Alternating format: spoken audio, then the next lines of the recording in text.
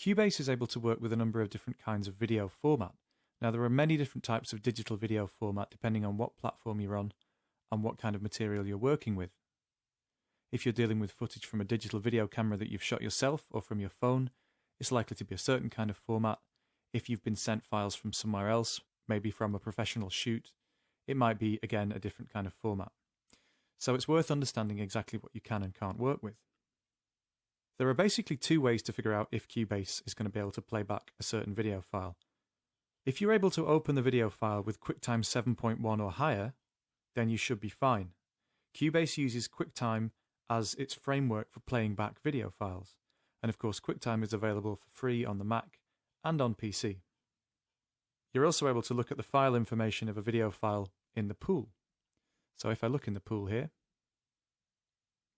here's my video, and you can see there are lots of different fields. If I look at the type here, it tells me it's a QuickTime video file. The fact that it's let me import it in the first place means it is a supported video. If you're not able to import a video in any particular format, then you'll need to convert it, which is something we'll look at shortly. There are various different multimedia file container types. Now, a video file is not just a video file. It can be a container which contains video streams and audio streams, sometimes multiple streams like surround, and things like subtitles as well. Now, those are less important for working in Cubase. That's something you might concern yourself with more if you were actually editing video in a video editing package. But the most common format, and the one you will probably want to use for Cubase, is the .mov format. This is a basic QuickTime movie with all the correct codecs and settings that you need to import into Cubase. You might also get Qt files, which are QuickTime movies, but only as used on the Windows platform, and Qt files should work in Cubase on Windows as well.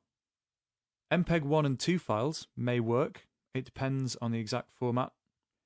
MPEG 4 files are based on the QuickTime movie standard and can contain various metadata for streaming and editing, and they have the MP4 or M4V suffix.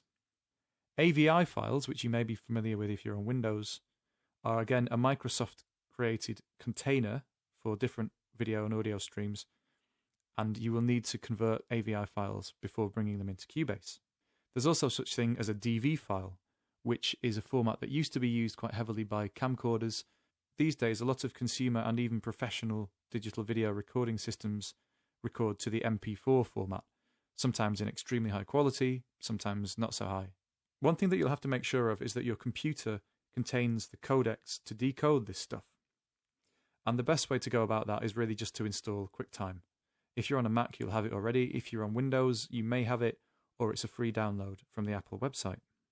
The thing to take away from this really is, if Cubase is going to let you import a video file, you'll be fine.